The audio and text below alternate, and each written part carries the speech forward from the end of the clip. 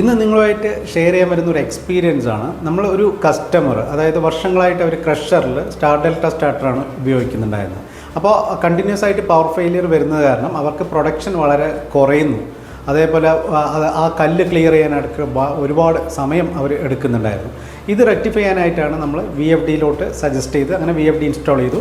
പക്ഷേ അവർക്കൊരു ഡിസ്കംഫർട്ട് ഉണ്ടായിരുന്നു. സംടൈംസ് അത് ട്രിപ്പ് ആകുമ്പോൾ അത് ലോക്കൽ ഒരു ഇലക്ട്രീഷ്യനെ വിളിച്ചിട്ട് അത് റെക്ടിഫൈ ചെയ്യാൻ കഴിയുന്നില്ല. നമ്മൾ തന്നെ നേരിട്ട് അവിടെ പോയിട്ട് അത് സോൾവ് ചെയ്യണം എന്നുള്ളതാണ് അവരുടെ ഒരു ഡിസഡ്വാൻറ്റേജ് ആയിട്ട് പറയുന്നുണ്ടായിരുന്നു.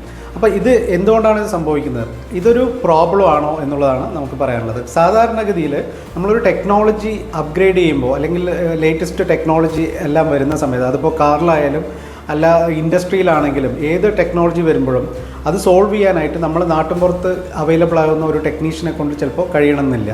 അതിൻ്റെ എക്സ്പേർട്ടായിട്ടുള്ള എഞ്ചിനീയേഴ്സ് വന്നാൽ മാത്രമേ അത് കഴിയുള്ളൂ. അതിൻ്റെ ഒരു ഡിസഡ്വാൻറ്റേജ് ആണ്.